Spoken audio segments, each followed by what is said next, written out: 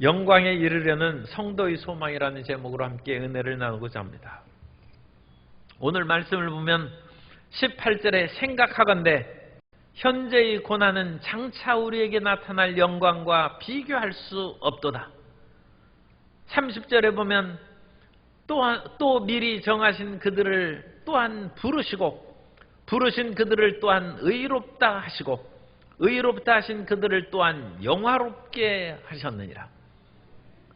그래서 오늘 말씀의 초점은 영화롭게 되는 것입니다.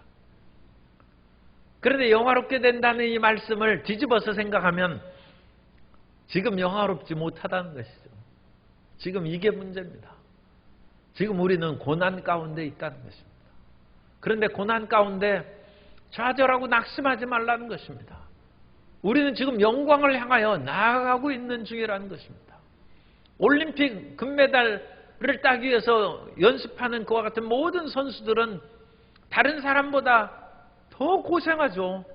더 운동을 더 많이 하고 더 몸 체중이나 그런 거 관리하기 위해서 먹고 싶은 거 먹지 못하고 잠잘 거 자지 못하고 고난이죠. 그런데 올림픽 출전한 선수들이 왜 그 고생을 합니까? 영광의 메달을 얻기 위해서.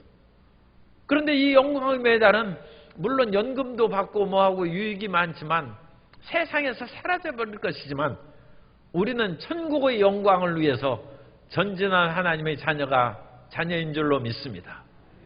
그러므로 우리는 고난 가운데 절대로 낙심하면 안 됩니다. 우리가 생각해 보면 죄 중에서 예수 그리스도의 십자가 은혜로 우리가 구원을 받았습니다. 그리고 하나님께서 우리를 의롭다고 인정하셨다는 것을 우리가 다 믿고 있어요. 그리고 우리는 하나님의 자녀가 됐어요. 그리고 성령을 받고 방언을 기도하고 성령의 인도하심을 받아 살아갔는데 그런데도 고난이 있다. 그런데도 고생스럽다는 것입니다. 그건 우리가 이 세상에서 살고 있기 때문입니다.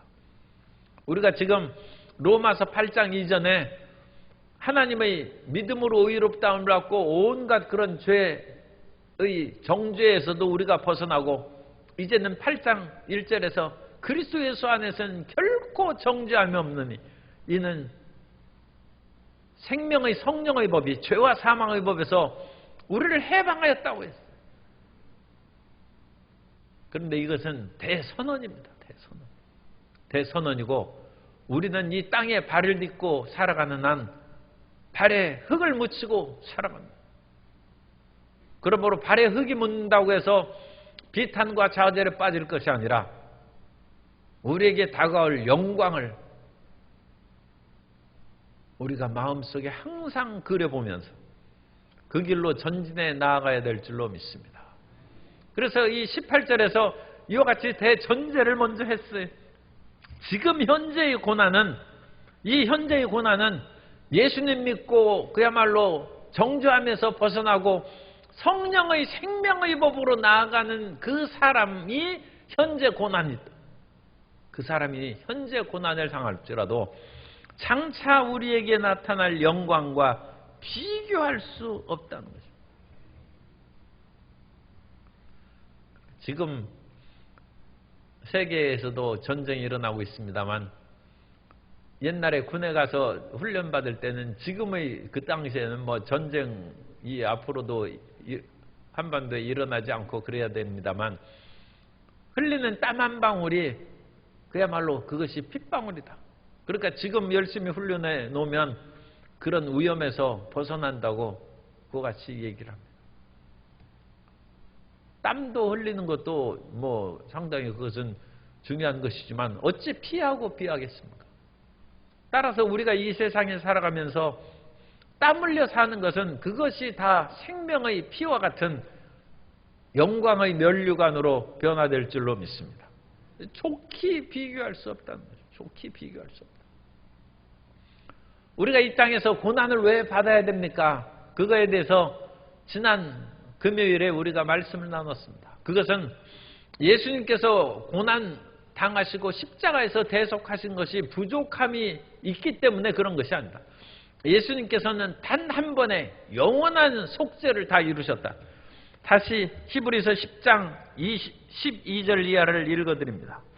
오직 그리스도는 죄를 위하여 한 영원한 제사를 드리시고 하나님 우편에 앉으사 그 후에 자기 원수들을 자기 발등상이 되게 하실 때까지 기다리시나니 그가 거룩하게 된 자들을 한 번의 제사로 영원히 온전하게 하셨느니라. 우리는 예수 그리스도의 십자가 대속으로 영원히 온전하게 된 것입니다.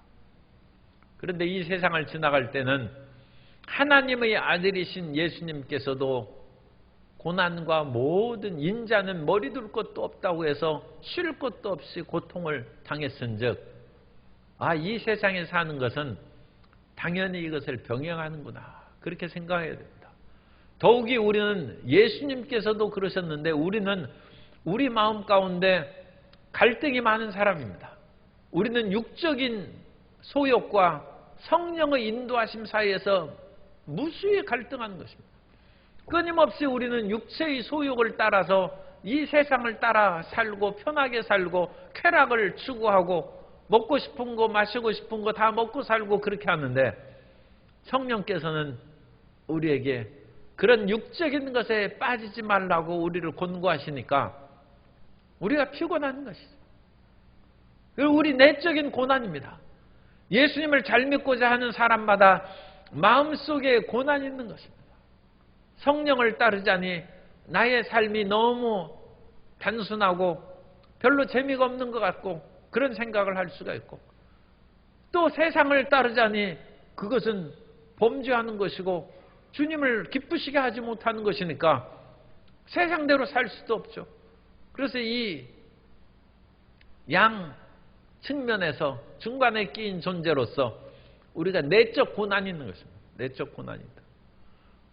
그리고 우리가 항상 우리 마음 가운데 목표로 삼고 있는 전도의 열정을 생각해도 전도는 안 믿는 사람하고 하는 거 아닙니까? 그래 선교의 그런 불모지에 가면 당연히 핍박이 있습니다. 그럼 우리가 예수님께서 우리에게 주신 대사명, 우임명령이라죠. 우리는 다 그 미션을 받았다는 거예요. 그래서 그 미션은 파서블한 미션이죠. 미션 임파서블이 아니라 우리는 성령으로 말미암아 달성할 수 있는 그 사명인데 그 대우임명령은 온 천하에 다니면서 만민에게 복음을 증거하는 거예요. 그런데 그 복음을 전파할 때 안 믿는 사람에게 전파하니까 우리는 고생이 많아요. 고난이 있는 것입니다. 고난. 그래서 고난을 피하기 위해서 이 위대한 미션을 우리가 소홀히 하면 그것은 충성스럽지 못한 하나님의 자녀가 되는 것이죠. 예수님 믿는데 나는 아무런 그런 어려움이 없다 하는 사람은 전도를 좀 잘 안 해서 그런지 몰라도 아니면 주변에 다 복음화가 돼가지고 더 이상 전도할 사람이 이제 없어서 그런지 몰라도 안 믿는 사람에게 전도하면 당연히 고난이 뒤따르는 것입니다. 뿐만 아니라 이 세상 자체가 고난의 세상입니다. 이 세상의 모든 일들이 내 뜻대로 잘 안 돼. 우리 성도님들이 어쨌든 우리가 여기에서 살고 있으니까 85% 사람이 그 대선에서 떨어진 사람을 찍었어요. 그러니까 마음이 아픈 거예요. 이 세상에 사는 것이 피곤해. 지금 15%만 좋아하고 있어요. 15%만 자기 뜻대로 된 거예요. 85%는 마음이 무거워요. 이 세상 일이 우리 마음대로 안 되는 것입니다. 세상 일들은 그러니까 85% 사람들은 마음이 고통스러운 가운데 지금 이 금요철에 나왔으니까 대단한 용기를 갖고 정말 하나님 앞에 내 열심히 기도해야 되겠다. 어떤 분은 내 이제 대달라고 대선에 그 당선되게 해달라고 기도를 너무 해서 진이 빠져서 오늘 못 나온대. 왜냐면 85% 됐는데 그거 떨어졌으니까 이제 자기도 그러니까 지금 돼야 그분이 식사 한 끼 사주겠어요. 그죠? 알지도 못하는데. 그래도 그 열정을 가지고 그렇게 했는데 너무 기운이 빠져서 이제 지금 금요 기도 못 나온다 이거예요. 그래서 세상이 고난하고 피곤한 거예요. 그런데 이제 그것 때문에 제가 또 깊이 기도를 하면서 연구를 했어요. 어떻게 할 것인가. 그래서 이런 그 비유를 제가 생각했습니다. 하나님은 빛입니다. 그런데 하나님의 빛 가운데 우리가 기도하는 것은 빛이라고 생각하는데 하나님의 온전한 빛이 아니라 그 빛이 프리즘을 통과하면 그러니까 무지개의 7 색깔로 쫙 나타나는 거예요. 그래서 7가지 색깔이 모여야 영광의 흰 빛이 되는 거예요. 그런데 우리는 7가지 또는 그보다 훨씬 더 많긴 합니다만 그냥 7가지 무지갯빛으로 그 물방울을 햇빛이 통과하면 무지개가 쫙 생기지 않습니까? 그래서 어떤 사람은 빨강 빛을 좋아하고 어떤 사람은 파랑, 청색을 좋아하는 거예요. 그런데 청색이 빛이 아니죠. 청색은 빛의 일부분이고 빨강도 빛의 일부분이고 청색도 빨강도 노랑도 주황도 그 모든 것이 합해져야 빛이 되는 거예요. 그래서 우리가 주장했던 어떤 하나의 빨강빛이나 또는 파랑빛이 했다고 해서 그거 안 됐다고 해서 좌절할 까닭이 없어. 그건 한 부분이에요. 그 모든 것이 같이 어울려 사는 세계를 향하여 우리는 목표를 정하고 전진해 나아가야 될 줄로 믿습니다. 그래서 그것을 이루기까지 우리는 전진하는 것이지 내가 좋아하는 색깔 그것만으로 모든 사람을 뭐 다 빨강을 지지하라 또는 파랑색을 다 지지하라 그건 억지죠. 빨강과 파랑이 연합해서 노랑과 또 빨주노초 파란 모이 그 모든 것이 합력하여 빛을 이루는 것으로 전진해 나갈 때 우리가 온전하게 될 줄로 믿습니다. 그런데 이와 같이 온전한 것이 이루어지기까지는 세상이 피곤한 거예요. 그래서 이 세상에서 살아갈 때 우리에게 항상 그와 같이 고난이 다가오는 것입니다. 그러나 이런 고난 가운데서도 우리는 대망을 잃지 말아야 되는 것은 이런 현재의 고난이 하나님께서 장차 우리에게 베푸실 영광과 좋게 비교할 수 없기 때문이고 이 세상의 여러 가지 일들이 인간 사회에서도 갈등이 있지만 피조물도 우리를 괴롭히고 어렵게 하는 일이 많죠.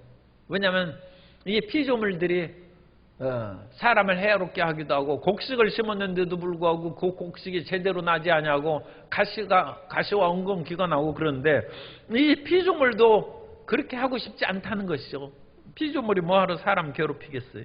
그런데 이 피조물이 사람을 피곤하게 하는 것은 저주를 받았기 때문이다. 창세기 3장 17절에 보면 아담에게 이르시되 내가 내 아내의 말을 듣고 내가 내게 먹지 말라 한 나무의 열매를 먹었은즉 땅은 너로 말미암아 저주를 받고 너는 내 평생에 수고하여야 그 소산을 먹으리라.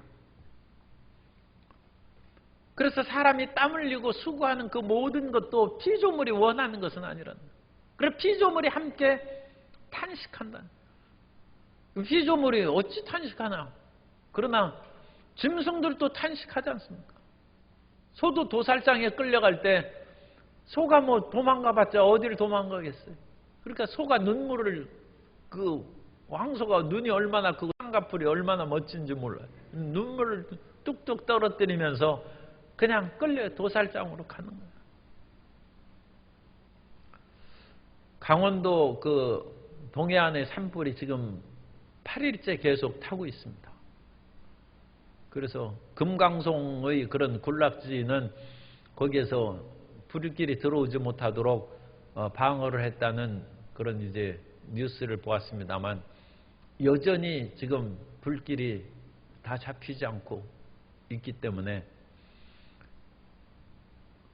13일 날 비가 온다고 그래가지고 아니 왜 주일날 비가 옵니까? 그렇게 또 생각을 했다가 보니까 아니 주일이고 토요일이고 간에 빨리 비가 와야 산불이 잡히게 되었어. 이제 그런 생각을 비 오면 우산 쓰고 교회 오면 되지 뭐 그 큰 문제 있어요. 어쨌든 산불이 꺼져야죠. 그런데 그 산불이 타고 있을 때 얼마나 많은 동식물들이 지금 탄식하고 절규하고 있는지 말할 수 없어요. 이거 나 죽었다는 거예요. 수많은 동물들이 죽기도 하고 도망치기도 하고 새들도 날아가고 연기에 질식해서 쓰러지기도 하고. 그래서 짐승들이 비명소리가 들리는 것 같아요. 그리고 그 솔가지나 그 나무가 타다닥 하고 타는 소리가 신음소리죠. 타다닥 하면서 신음소리가 듭니다. 옛날에는 저도 어렸을 때 쥐불놀이하고 이거 또 이 고백을 해야 돼. 옆집에 자전거포에 있는 그 자전거 폐 타이어를 그거 하나 그걸 어떻게 꺼낼 수 있을까 내가. 왜냐면 그거 하면 오래 타고 이 쥐불놀이 한 최고거든. 불길을 끄지도 않고. 그래서 그런 또 죄성이 있다는 것을 참 회개를 합니다. 그래가지고 훔쳤는지 안 훔쳤는지는 기억이 안 나요. 아니 이건 청문회가 아니라서 정말로 잊어버렸어. 오래돼서. 그래서 차마 훔치지는 않은 것 같은데 그래도 모르죠. 어쨌든. 그래서 그거 타이어에 대한 탐심을 가진 것은 그건 확실히 있었어요. 저걸 어떻게 하나 있으면 쥐불놀이 할 때 내가 대장놀이 할 수 있는데 그런 생각을 하는 것은 틀림없습니다. 그런데 쥐불놀이 하면 요즘 안 된다 이거예요. 왜냐? 쥐불놀이에서 그 논두렁 밭두렁을 태우면 거기에서 유해한 해충도 죽지만 유익한 그건 모든 벌레들, 그러니까 이 병멸구나 그런 것을 잡아먹는 유익한 그것도 다 죽는다. 그러니까 사람이 그 대장 속에 유익균도 있고 유해균도 있는데 그 모든 균을 그냥 다 죽이는 그런 것을 먹으면 대장이 탈이 나는 거예요. 왜냐하면 유익균이 있어야 그런 음식물 그런 것들을 분해해 가지고 우리가 유익함을 얻을 수 있는데 물론 유해한 것들이 많으면 그 배탈이 나죠. 그러나 그 유해한 균을 없앤다고 해서 대장을 깨끗한 그런 무슨 소독제 이런 그런 약을 먹어가지고 싹 균을 하면 유익균도 다 죽는다. 논두렁 밭두렁을 쥐불놀이 하면 다 죽어가지고 그것이 더 큰 해가 다가온다. 그래서 모든 것을 적절하게 잘 이끌어 나가고 그래야 되는데 어쨌든 이 산불로 말미암아 수많은 동식물들이 탄식하고 절규하고 탄식하고. 그리고 그와 같은 피조물들도 하나님의 그런 창조의 아름다운 세계로 돌아가는 것을 다 소망하고 있다. 원래 하나님께서 천지와 만물을 지으셨을 때는 모든 것이 하나님 보시기에 좋았더라고 한 그 세계로 돌아갈 그것을 대망하고 있다. 그리고 그 같은 일들이 마지막 예수님께서 오셔서 온 천하 만물을 새롭게 하실 때 새 하늘과 새 땅을 만들어 새롭게 하실 때 그와 같은 이 동식물의 탄식도 사라지고 평화의 세계가 다가오게 될 줄로 믿습니다.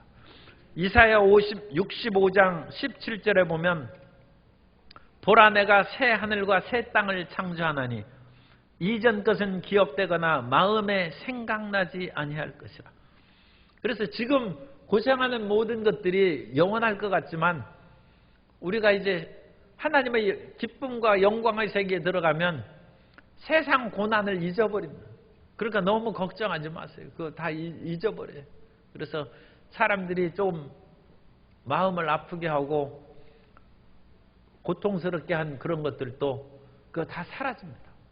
그리고 생명수의 강가에 들어가면 그 강물이 그 몸을 영혼을 씻은 것이 씻어서 그 마음을 정화시킨다는 그런 그 천국에 대한 체험 이야기도 있습니다.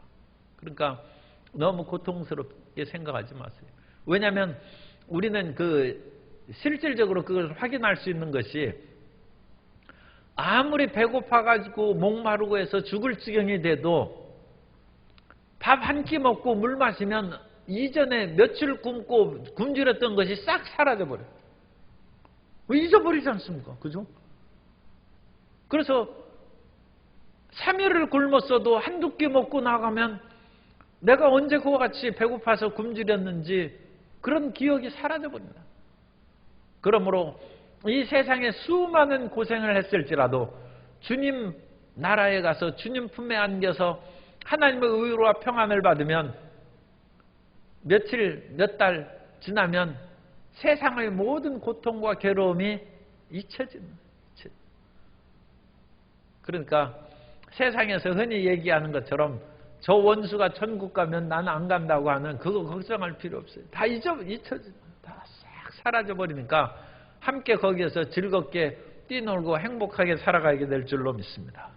그래서 우리가 신자의 탄식을 여기에서 얘기했습니다. 이 피조물의 탄식뿐만 아니라 23절 그뿐 아니라 또한 우리 곧 성령의 처음 익은 열매를 받은 우리는 지금 성령의 처음 익은 열매까지 받은 우리도 지금 탄식하며 산다는 거예요. 속으로 탄식하며 양자될 것 곧 우리 몸의 속량을 기다리나니 여기서 양자되는 것은 이미 양자가 됐죠. 그래서 15절에 보면 너희는 다시 무서워하는 종의 영을 받지 아니하고 양자의 영을 받았으므로 우리가 아빠 아버지라고 부르짖느니라. 그런데 이것은 영적 상태를 얘기하는 것입니다. 우리는 이 땅에서 고난의 땅에 발을 딛고 영적으로는 예수님과 함께 하나님의 보좌 우편에 우리가 있는 것입니다. 그래서 그 모든 것이 완성된 그때를 기다린다는 것입니다. 23절 속으로 탄식하며 양자될 것 곧 우리 몸이죠. 우리의 영혼은 이미 양자가 됐지만 우리 몸이 완전히 속량이 되어서 부활의 몸이 되고 하나님의 새로운 것과 같은 영적 세계에 들어가는 것을 우리가 기다립니다. 그러니까 그 소망 가운데 살라는 것입니다. 눈앞에 보이는 고난에 압도되지 말고 보이지 않는 그 영원한 세계를 보는 것처럼 소망 가운데 살아가는 성도 여러분 되시기를 주님 이름으로 축복합니다. 그래서 24절입니다. 우리가 소망으로 구원을 얻었으니 보이는 소망이 아니니 보는 것을 누가 바라리요. 그러니까 우리는 보이지 않는 것을 우리가 움켜 잡은 것처럼 믿음으로 살아가는 그것이 믿음입니다. 그래서 우리는 지금 우리가 다 성취하지는 않았어요. 그런데 우리가 지금 다 성취하지 않았지만 우리 마음 가운데 주신 보증이 있죠. 이 땅에 살면서 험악한 이 세상에서 고난 가운데 사는 세상에서 보증으로 주신 이가 성령이십니다. 성령. 그래서 우리가 성령 충만함을 강조하는 것은 그게 이런 복잡한 모든 것을 일일이 설명하지 않아도 성령께서 항상 우리 가운데 계셔서 성령님을 인정하고 환영하고 모셔드리고 의지하고 살아가면 우리 마음 가운데 희망이 생기고 세상의 모든 고난을 이기며 살아갈 수 있는 담대함이 생기는 것입니다. 그래서 우리가 성령으로 말미암아 25절 만일 우리가 보지 못하는 것을 바라면 참음으로 기다릴지니라. 그래서 인내로서 기다려야 돼요.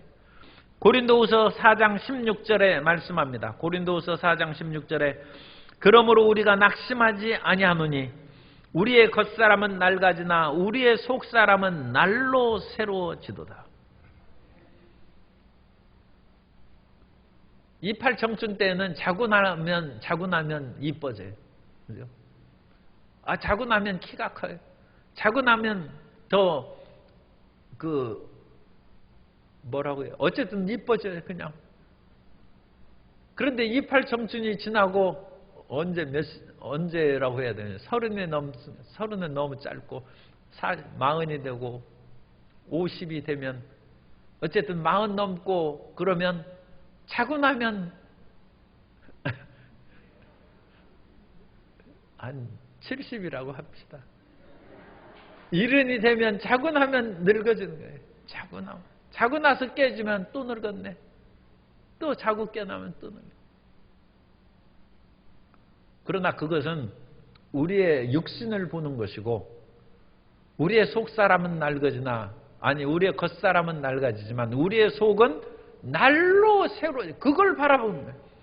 그게 믿음이에요. 그게 믿음. 그 세상의 고난을 바라보지 말고 하늘의 영광을 바라보고 살고 우리의 육체는 지금 낡아지지만 우리의 속사람은 날로 새로워지는 것을 그걸 바라보고 산다는 거예요. 그걸 믿음을 가지면 참음으로 기다려요. 참음. 우리가 그러니까 예수님을 잘 믿으려면 인내심이 있어야 돼요. 인내심. 그래서 끝까지 믿어야 돼요.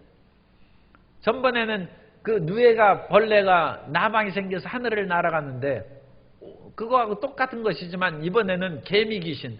이 개미 귀신은 이 모래에다가 깔때기처럼 이렇게 해가지고 그것을 땅을 파놓고 개미가 미끄러져서 내리면 그걸 잡아먹고 사는 그런 벌레예요. 그런데 개미를 잡아먹고 사니까 이름이 개미 귀신인데 이 개미 귀신이 참 남 못할 짓 하고 그렇게 살아가는 거예요. 이 불쌍한 개미를 어찌 먹을 것이 뭐가 있겠다고 그걸 잡아먹고 그렇게 살다가 그 개미 귀신이 성충이 되면 나뭇가지에 그를 매달려서 그 허물을 벗습니다. 그 허물을 벗으면 뭐가 돼? 명주 잠자리가 돼. 그 잠자리가 돼가지고 비단 날개를 쫙 펴고 하늘을 나르는 거예요. 이 땅에서 개미나 잡아먹고 있던 이 처참한 개미 귀신이 잠자리가 되어서 하늘을 날아가. 이런 미물도 소망이 있는데 하나님께서 성령을 보증으로 주셔서 그리스도의 보혈로 씻으시고 구원하신 우리에게 어찌 소망이 없겠습니까? 참음으로 기다려요. 그것을 바랄 자는 참음으로 기다려요. 그런데 이제 우리가 참고 기다리면서 너무 답답하고 힘드니까 그 다음에 무엇을 해야 돼? 아니 너무 힘들고 괴로울 때는 뭐 합니까? 기도하잖아요. 너무 답답하면 기도해야죠. 너무 답답하고 괴로우면 곡조 있는 기도인 찬송을 기도하고 사람이 마음이 슬프면 노래 부르잖아요. 그러니까 안 믿는 사람도 괴로우면 노래 부르고 또 그러잖아요. 그러니까 이 가수들이 유행가 가수들도 인기가 있고 또 항상 하는 얘기지만 시련에 보면 사랑이 눈물의 씨앗이라는 노래가 그게 구구절절이 다 맞다는 거예요. 그 노래가 사람의 마음을 카타르시스 시켜주는 것이죠. 그런 것처럼 우리는 마음이 괴로우면 기도하고 찬송하는 성도 여러분 되시기를 바랍니다. 그래서 우리가 기도할 때 우리 입으로 입이 떨어지지 않아요. 너무 기력이 빠져가지고 이 85% 사람이 대선에 떨어진 바람에 기력이 떨어져. 그때 성령께서 말할 수 없는 탄식으로 우리를 대신해서 기도해 주신다.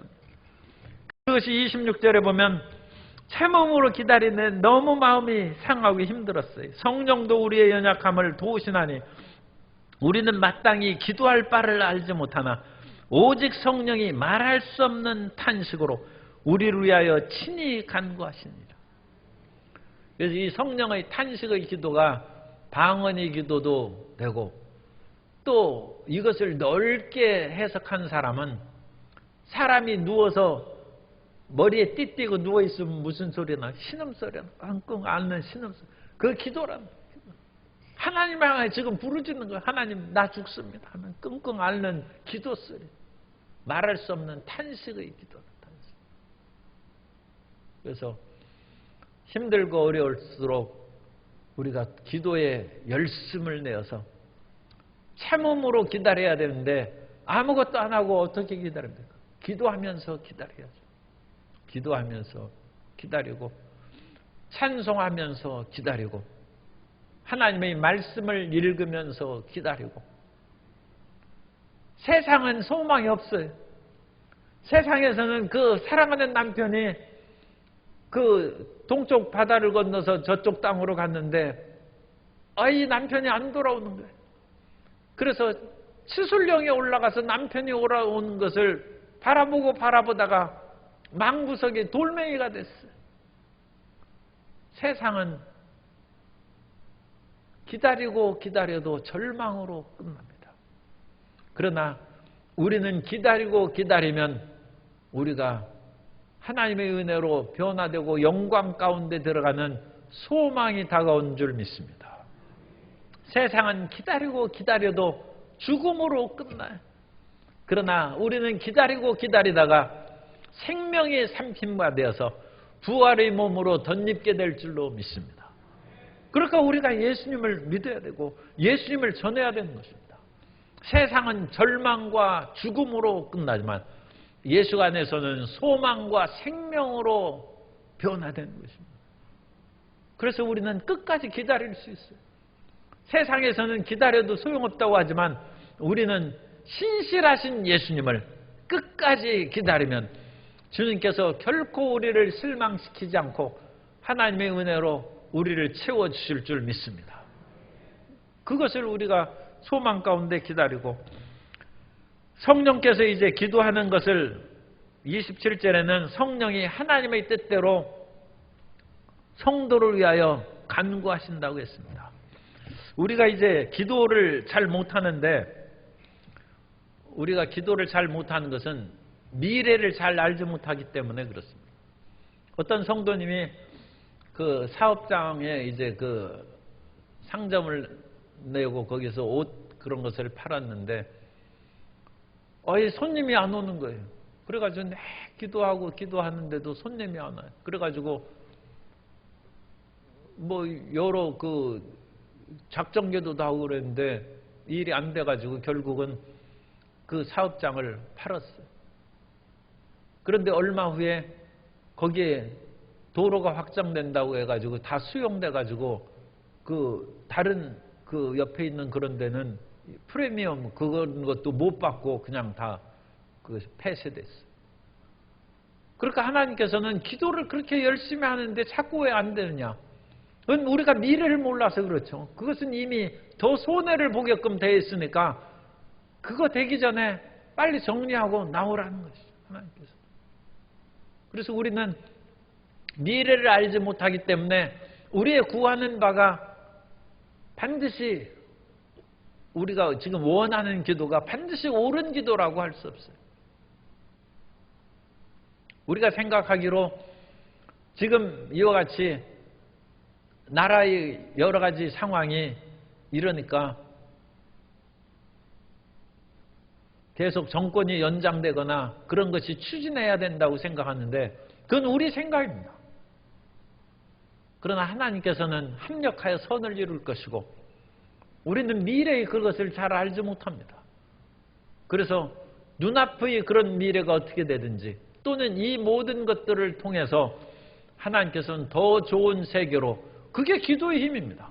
눈앞에 보이는 대로 다 됐다고 해서 기도가 좋은 응답이 아니라 눈앞에 보이는 것은 안 됐지만 그 다음 단계를 통하여 하나님께서 좋은 것으로 만드시는 것입니다.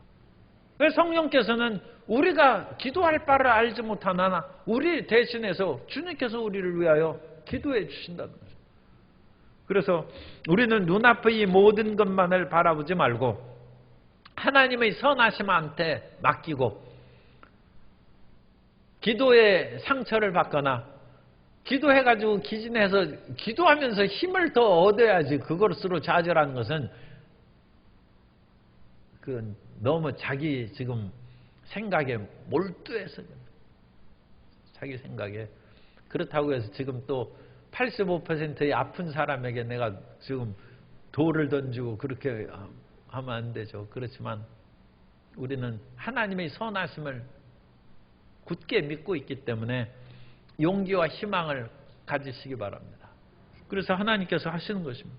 그래서 성령의 말할 수 없는 이와 같은 탄식 기도를 통하여 우리에게 이끌어 주시는데 결국은 28절 우리가 잘 아는 말씀입니다만 28절을 우리 한번 다 같이 읽겠습니다. 우리가 알거니와 하나님을 사랑하는 자 곧 그의 뜻대로 부르심을 입은 자들에게는 모든 것이 합력하여 선을 이루느니라. 그래서 우리는 하나님을 사랑하는 자, 그래서 우리는 하나님을 사랑하는 자예요. 그것은 인간의 측면에서 얘기하는 것입니다. 그래서 우리가 하나님을 사랑하는 그 마음을 갖는 것이 필요하고 다음에는 우리가 하나님을 사랑한다고 해도 하나님은 나는 너를 모른다 하면 아무 소용없어요. 그러니까 그 밑에 우리가 하나님을 사랑하게 되는 근본적인 기반은 하나님의 뜻대로 부르심을 입은 자들. 그래서 하나님을 사랑하고 그의 뜻대로 부르심을 입은 이 모든 것이 결합이 되어서 하나님의 구원의 섭리 가운데 들어간다는 것입니다. 그래서 하나님께서 우리를 뜻대로 부르셨다는 것은 하나님께서 우리를 예정하셨다는 거예요. 하나님이 우리를 선택하시고 정하셔야지, 하나님이 선택하시고 정하시지 않으면, 에서가 하나님께서 그 야곱을 선택하시고 에서를 버리셨습니다. 그러니까 에서는 이 하나님의 구원과 생명의 역사에 못 들어가는 것입니다. 에서가 그 아버지 이삭이 내가 너를 축복하려니까 빨리 짐승 가지고 오라고 할 때 그 부인 리브가가 없을 때 얘기를 했으면 좋았을 텐데 왜 하필 그 아내가 들을 때 얘기해가지고 아 이거 안 되겠다, 내 사랑하는 야곱이 축복을 받게 해야 됐다. 왜 사람이 어찌 그거 할 수 있겠습니까? 그러니까 이삭이 자기 눈이 잘 안 보이는데 부인이 있는지 없는 줄 그때 딴 데 있을 때 알 수가 없죠. 그런데 없을 때 에서에게 얘기했다면 아마 에서가 사냥감을 가지고 와서 요리할 만한 충분한 시간이 있고 제대로 축복을 받았을 것입니다. 그러나 그것은 이미 하나님의 뜻이 아니기 때문에 리브가라는 사람이 그걸 듣고 또 여러 가지 시간이나 재반 상황이 에서가 축복을 못 받게 그렇게 돼 있어요. 하나님이 정하신, 하나님이 그렇게 마련하심으로 에서는 하나님을 사랑하지 못하는 거예요. 그건 이제 인간 측면이죠. 하나님이 그 모든 것을 했으므로 사랑을 못하는 것이고, 야곱은 하나님의 그와 같은 축복을 받는 것이, 고향을 떠나서 이제 집을 떠나서 베델에 가서 돌베개를 베고 누웠는데 자다가 하늘문이 열리고 하늘에서 사닥다리가 내려서 천사가 우르락 내리라는 것을 보니까 그걸 보고 안 믿을 사람이 어디 있어요. 그래서 야곱의 마음에 하나님을 사랑하고 하나님께 소원하는 그 마음이 솟아나는 거예요. 그러므로 하나님이 우리를 먼저 사랑하셨고 그 하나님이 우리를 먼저 선택하셨습니다. 그리고 그 다음에는 우리에게도 나는 그러므로 하나님을 믿습니다, 그것을 우리가 입으로 고백하고 시인하는 것이 필요하다. 우리가 하나님을 사랑합니다, 그걸 말을 해야 돼. 그래서 우리가 순복음교회에서는 결신을 시키는 것은 하나님께서 우리를 먼저 선택했기 때문에 결신을 하는 것이지, 하나님이 우리를 정하시지 않은 후에 정하시지도 않았는데 우리 스스로 하나님 믿습니다 해서 그것은 공허한 메아리에 불과한 것입니다. 하나님은 원래 우리를 사랑하시고 선택해 주셨기 때문에 우리도 하나님의 손을 잡고 나는 예수 그리스도를 나의 구주로 믿습니다, 그럼으로써 하나님을 사랑하는 것을 고백하는 것입니다. 그래서 하나님을 사랑한다는 것은 하나님이 가장 귀하게 생각하는 것이 예수 그리스도를 믿고 따르는 것입니다. 그러므로 하나님을 사랑하는 사람은 예수님을 사랑하는 사람입니다. 그래서 예수님을 사랑하고 또 하나님께서 그 뜻대로 구원하도록 작정하시고 예정하신 그 사람은 모든 것이 어거스틴은 심지어 죄까지도 그런 주석을 다뤘어요. 그러니까 어거스틴은 자기 옛날 일을 생각하고 한 거예요. 자기가 10대 때 요즘 표현으로 하면 불량 소년이 돼가지고 그 동거하고 18살에 그와 같이 자식도 낳고 뭐하고 하는 그런 남의 집 과수원에 가서 배도 훔치고 뭐하고 온갖 그런 것을 하던 그런 모든 죄까지도 하나님을 향하여 나오고 자기의 죄를 더 깊이 깨닫고 내 속에 선한 것이 없는 것을 알고 하나님을 더 전적으로 의지할 수 있는 믿음의 길로 인도해 주었기 때문에 모든 것이 합력하여 선을 이룬다 할 때 죄까지도 합력하여 선을 이룬다, 그렇게 얘기했던 것입니다. 그 어거스틴의 말을 우리가 받아들여서 생각하면 지금 마음이 슬픕니까? 마음이 상심되고 고통스럽고 여러 가지 괴로운 일이 가득하면 그 마음의 상심과 고통과 역경과 고난의 모든 것이 합력하여 선을 이룬다. 그래서 시편 기자는 시편 119편 71절에 말씀하고 있지 않습니까? 고난당한 것이 내게 유익이라. 이로 말미암아 내가 주의 율례들을 배우게 되었나이다. 고난을 당하지 않았으면 하나님의 법을, 율례, 성경을 그렇게 깊이 깨달을 수 없다는 것입니다. 어떤 집사님이 갑자기 큰 비극적인 연락을 받았어요. 남편이 22,000V 전기 고압선의 그 전기 기술자였는데 감전돼서 쓰러졌다. 와보니까 병원에서 그야말로 의식불명으로 누워있어요. 심장만 뛰지 다 죽었어요. 그래, 이게 어찌 되느냐? 어찌하면 좋겠나? 아무리 뭐 해도 깨어나서 살아나면 사는 것이고 의사도 더 이상 손쓸 수가 없다. 그래서 그 고통 가운데 사람들이 와가지고 이 어찌된 일이냐 하면서 이거 다 위로하고 뭐 큰일 났다 얘기하는데도 그런 사람들의 위로나 말도 하나도 귀에 들어오지 않아요. 그런데 그렇게 며칠이 지난 후에 그 인사불성된 남편 옆에 앉아가지고 그 병원에서, 크리스찬 병원에서 성경이 있는 것을 보고 너무 답답하고 하니까 성경을 읽기 시작해요. 그 성경을 읽으니까 집사님이 성경이 이렇게 정말 달고 오묘한 말씀인지 몰두해서 그냥 읽는, 몰두해서. 그래서 성경을 읽으면서 이제 남편은 옆에서 쓰러져 있고 자기는 성경 읽느라고 거기에서 몰두해 있고 그렇게 하루 이틀을 지냈는데 남편이 갑자기 소리를 지르며 깨어나면서 피를 토하기 시작해요. 그래 죽은 피를 다 토하고 발가락 2개만 새카맣게 타서 그것이 전기가 나간 거예요. 그리고 멀쩡히 살아났어요. 그래서 그분이 가는 간증이 그거예요. 내가 고난을 통하여 성경을 알게 됐다. 고난을 통하여 주의 율례를 배우게 됐다. 합력하여 선을 이루고 하나님의 그 교회를 다니면서도 성경 말씀에 대해서 관심이 없고 별 재미도 없었어요. 그러나 그 고통 가운데 사람의 말은 위로가 되지 않지만 하나님의 말씀이 생명이라는 것을 그제서야 깨달았다. 그러므로 마음의 상심과 슬픔과 역경과 고난이 다가와도 너무 절망할 필요가 없어요. 하나님은 선하시고 그 아들을 보내기까지 우리를 사랑하셨으므로 그 모든 고난과 슬픔과 상심을 통하여 합력하여 선을 이루신 것입니다.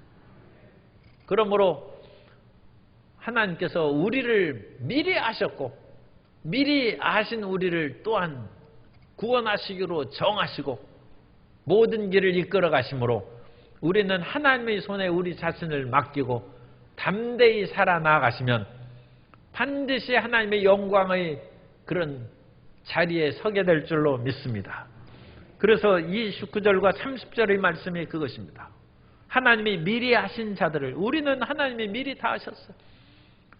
리브가의 그 태중에 야곱과 에서가 아직 태어나기 전에 하나님께서 큰 자가 작은 자를 섬긴다. 하나님이 미리 아셨어요.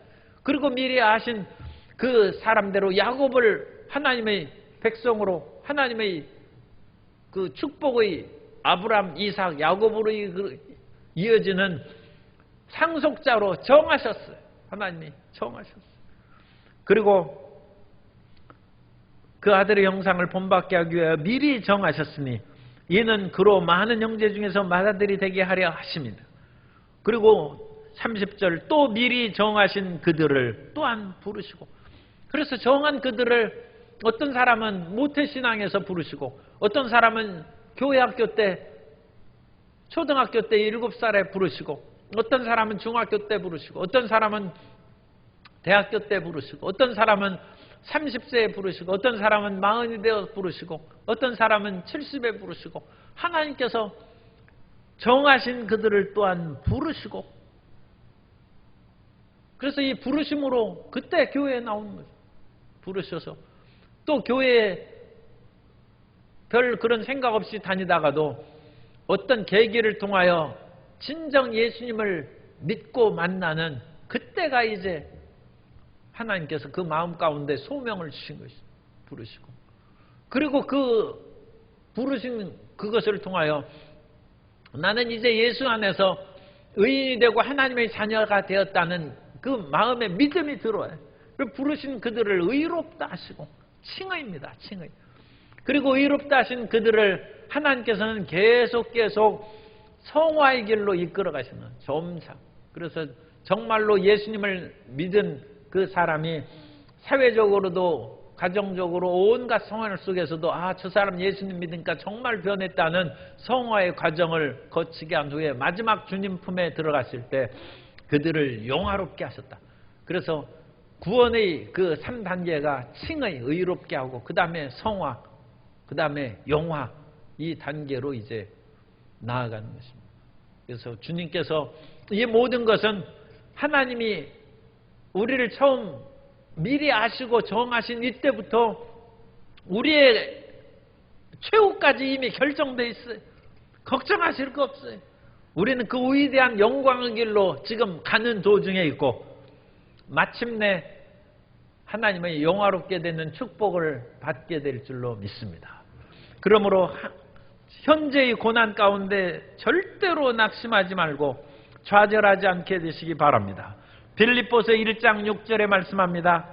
너희 안에서 착한 일을 시작하신 이 하나님이죠, 그리스도 예수의 날까지 이루실 줄을 우리는 확신하노라. 그리고 하나님께서는 일을 시작하다가 도중에 그만두고 이거 못하겠다, 그런 분이 아닙니다. 예레미야 33장 2절에 보면 일을 행하시는 야훼, 그것을 만들며 성취하시는 야훼, 하나님은 반드시 성취하십니다. 그 이름을 야훼라 하는 이가 이와 같이 이르시도다. 하나님께서는 우리의 모든 길을 인도하셔서 영광스러운 존재로 그리스도 앞에 서게 해주실 줄 믿습니다. 하나님이 시작하셨으니 반드시 이루십니다. 룻기에도 보아스가 이 일을 시작했으니 그 사람이 반드시 룻의 그 문제를 해결해 줄 것이다. 그 보아스가 그리스도 예표입니다.